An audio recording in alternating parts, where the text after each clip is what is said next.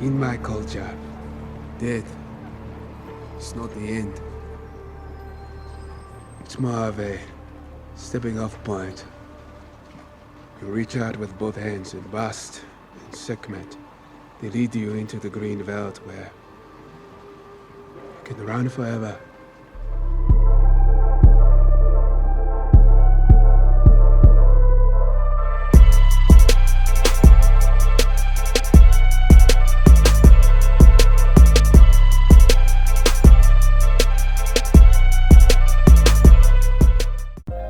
At the start of this year, no one would have guessed the amount of pandemonium we had to endure.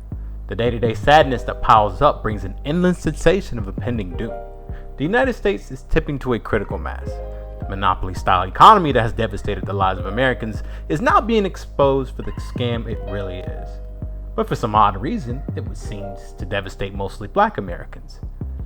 The most likely perpetrator being exposed now is the extreme racial tension Americans are enduring and the police murdering innocent Black men in cold blood, to the point where everyday Americans are now filled with such hate they point guns at each other. Now, if it couldn't get any worse or any further into despair, Black Americans have to see the demise of their heroes right before their eyes. On August 28th, Chadwick Boseman passed away after his private battle with colon cancer. At hearing this news, I was devastated to the point of being filled with rage. I thought to myself, why? Why him? He has done wonderful things and was an inspiration to me. My heroes are falling like flies and it seemingly feels like it's out of nowhere. Not only seeing Chadwick on the big screen affected me, it was his unwavering positivity and humbleness greatly risen my respect for him. And that goes for the majority of people who became inspired by his work, not only for Black Panther, but his work in other groundbreaking pictures. I don't really know what it was that came over me. It was a similar feeling that engulfed me when the news of Kobe Bryant's passing. This year hasn't been good for Americans and especially Black men. Now that I say this, I think to myself, when has it ever been good once you look at it historically?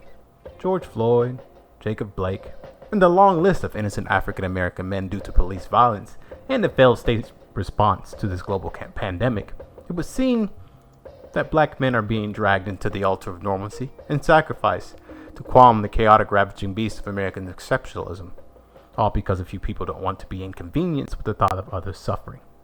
It makes you wonder, do we deserve this? Rest in power, Chadwick Boseman. Your shoes will never be filled, but the dreams you left behind for us can be conquered.